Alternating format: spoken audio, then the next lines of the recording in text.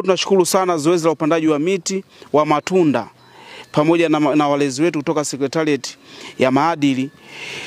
Tumeenjoy kwa kweli na wanafunzi wamefurahia kama tunavyoona, na moja kati ya faida ambayo tunaipata kupata miti ya matunda. Cha kwanza tunatekeleza mkakati wa mkoa wa kukijanisha Dodoma. Mkakati mmoja wapo wa mkoa wa Dodoma hususan kwenye sekta ya elimu ni kukijanisha Dodoma, kuhakikisha Dodoma inakuwa ya kijani. Kwa hiyo moja, tunatekeleza mkakati wa kukijanisha Dodoma, lakini pili, miti ya matunda itakuwa msaada kwa ajili ya wanafunzi kwa mazingira yetu, ambao kimsingi sisi tumeahidi kabisa kuitunza na tutahakikisha inakuwa kwa namna moja au nyingine. Kuambia wanafunzi ni kwamba tumeletewa miti ya matunda na miti ya kivuli. Tunafahamu faida kwa miti ya matunda. Basi miti itakapokuwa tutapata matunda, lakini miti mingine isiyo ya matunda tutapata kivuli, na mingine nimeona ni miti ya mbao.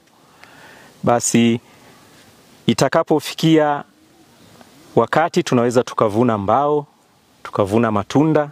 Kwa hiyo ninachowaomba wanafunzi, hii klabu yetu ya maadili, naomba ndo tuwe wasimamizi, tuhakikishe hakuna mti hata mmoja unao kufa. Awali ya yote nichukue nafasi hii ya kuwashukuru viongozi wetu, walezi wetu kwa kuweza kututembelea siku hii ya leo. Tunapenda pia kuchukua nafasi hii ya kuwashukuru kutuletea swala hili la upandaji wa miti katika mkoa wetu wa Dodoma. Kwanza kabisa miti hii ina umuhimu mkubwa sana kwetu wana Dodoma na kishule kiujumla. Kwanza kabisa itatusaidia kutupa vimvuri ambavyo vitatusaidia moja kwa moja katika masuala mazima ya usomaji.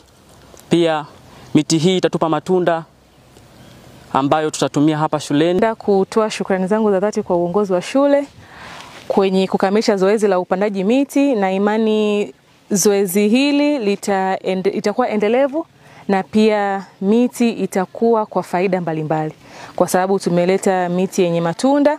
Kwa hiyo mtapata matunda na pia vivuli vitakuwepo. Kwa hiyo tunapenda sana kutoa shukrani zenu sana.